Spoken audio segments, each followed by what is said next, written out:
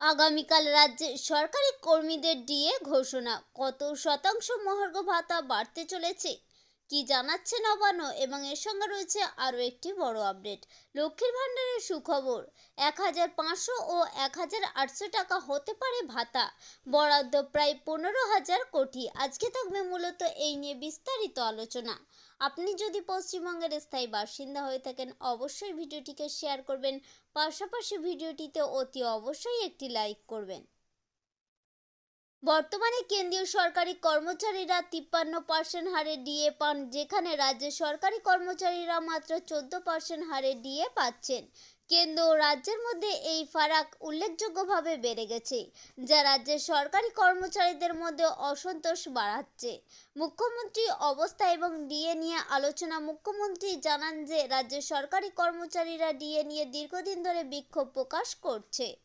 প্রশাসনিক সূত্রে খবর, অর্থ দপ্তরের শীর্ষ আধিকারিকরা 4 থেকে 6% মধ্যে ডিএ ঘোষণা নিয়ে আলোচনা করছেন। তবে সিদ্ধান্তটি বাজেট পেশের ঠিক আগে ঘোষণা করা হতে পারে। সূত্রে খবর বলছে আগামীকাল 4% ডিএ ঘোষণা করবে রাজ্য সরকার।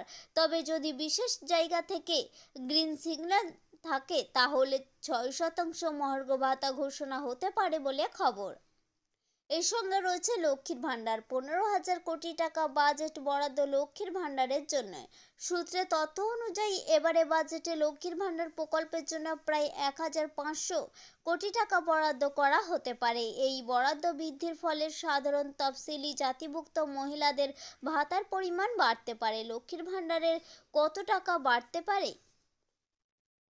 বর্তমানে লক্ষ্মীর ভাণ্ডারের আওতায় সাধারণ মহিলারা 1,000 টাকা এবং তফসিলি জাতিভুক্ত মহিলারা 1,200 টাকা ভাতা পান। তবে নতুন বাজেটে এর পরিমাণ বৃদ্ধি পেয়ে যথাক্রমে 1,500 ও 1,800 টাকা হতে পারে। অর্থাৎ সাধারণ মহিলাদের ভাতা 1,500 টাকা এবং তফসিলি জাতিভুক্ত মহিলাদের ভাতা 1,800 টাকা হতে পারে।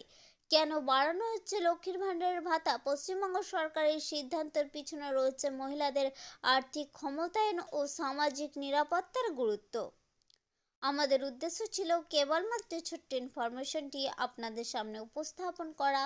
যদি ভালো লেগে থাকে অবশ্যই লাইক করবেন, জনস্বার্থে প্রচুর পরিমাণে শেয়ার করবেন। Thank you friend, thank you for watching.